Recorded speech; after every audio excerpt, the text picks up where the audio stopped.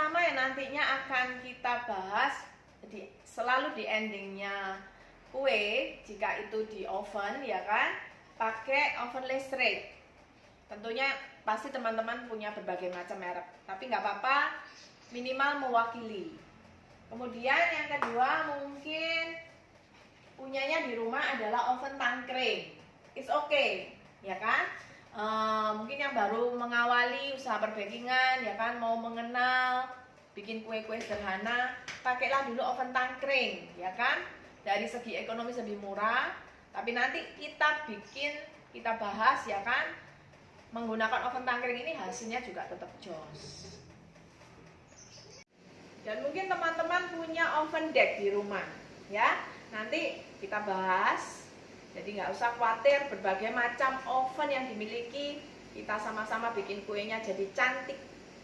Oke?